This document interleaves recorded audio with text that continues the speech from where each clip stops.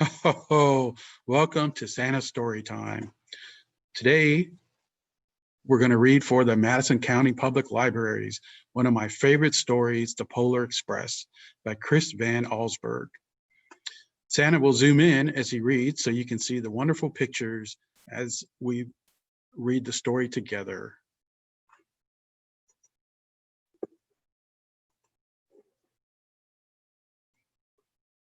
The Polar Express by Chris Van Allsburg. On Christmas Eve many years ago, I lay quietly in my bed. I did not rustle the sheets. I breathed slowly and silently. I was listening for a sound a friend had told me I'd never hear, the ringing sounds of Santa's sleigh. There is no Santa, my friend had insisted, but I knew he was wrong.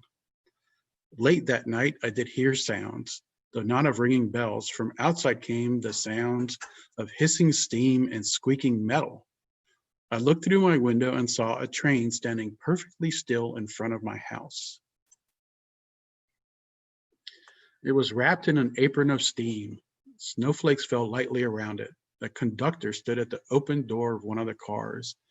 He took a large pocket watch from his vest and then looked up at my window. I put on my slippers and robe. I tiptoed downstairs and out the door. All aboard, the conductor cried out. I ran up to him. Well, he said, are you coming? Where? I asked. Why, to the North Pole, of course. This is the Polar Express. I took his outstretched hand and he pulled me aboard. The train was filled with other children, all in their pajamas and nightgowns. We sang Christmas carols and ate candies with nougat centers as white as snow. We drank hot cocoa as thick and as rich as melted chocolate bars. Outside, the lights of towns and villages flickered in the distance as the Polar Express raced northward. Soon there were no more lights to be seen. We traveled through cold, dark forests where lean wolves roamed and white-tailed rabbits hid from our train as it thundered through the quiet wilderness. We climbed mountains so high it seemed as if we would scrape the moon, but the Polar Express never slowed down. Faster and faster we ran along, rolling over peaks and through valleys like a car on a roller coaster. The mountains turned into the hills to snow-covered plains. We crossed a barren desert of ice, the great polar ice cap. Lights appeared in the distance. They looked like the lights of a strange ocean liner sailing on a frozen sea. There, said the conductor, is the North Pole. The North Pole, it was a huge city standing alone at the top of the world, filled with factories where every Christmas toy was made. At first, we saw no elves. They are gathering at the center of the city, the conductor told us. That is where Santa will give the first gift of Christmas.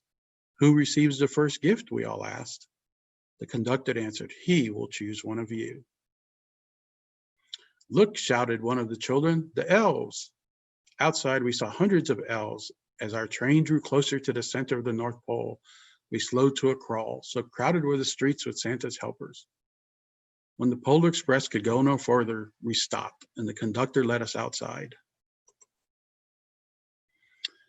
We passed through the crowd to the edge of a large open circle. In front of us stood Santa's sleigh. The reindeer were excited. They pranced and paced, ringing the silver sleigh bells that hung from their harnesses. It was a magical sound like nothing I'd ever heard. Across the circle, the elves moved apart, and Santa Claus appeared. The elves cheered wildly.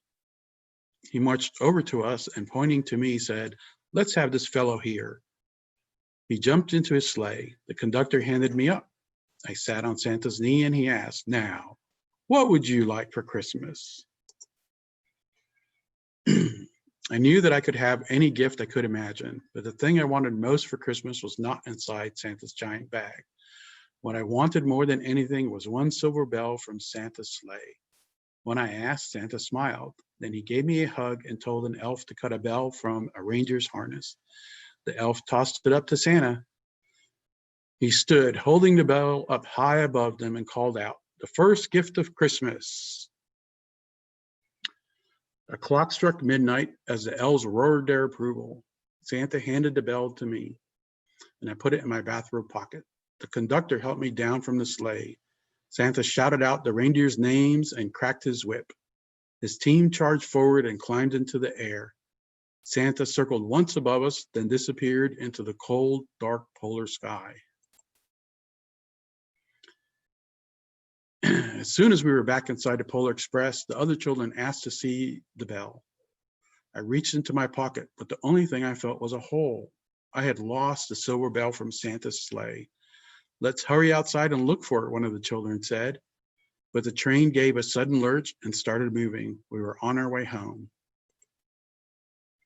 It broke my heart to lose the bell. When the train reached my house, I sadly left the other children.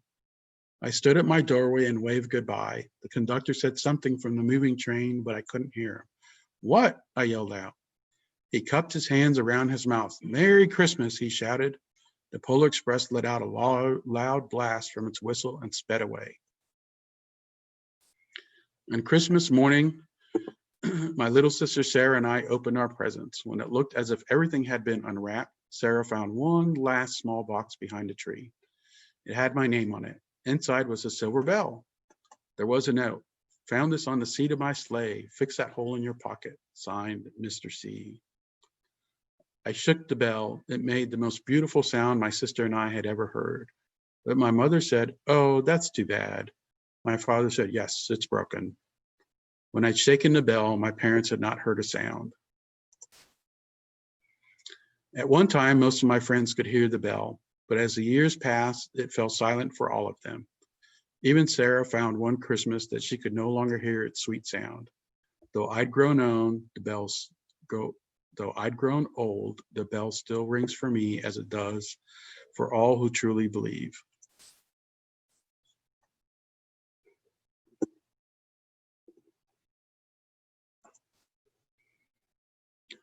All right, boys and girls. Can you hear my bell? That's good. I really enjoyed reading with you today. You may not know this, but Santa is offering one-on-one virtual visits with Santa, with me. What do you think about that? Sign up at bit.ly/MCPL Santa. Mom and Dad, we can record the sessions to share for years to come. You can also drop off letters to Santa in my special red mailboxes at all 3 Madison County Library branches. I wish you all a Merry Christmas. Ho, ho, ho.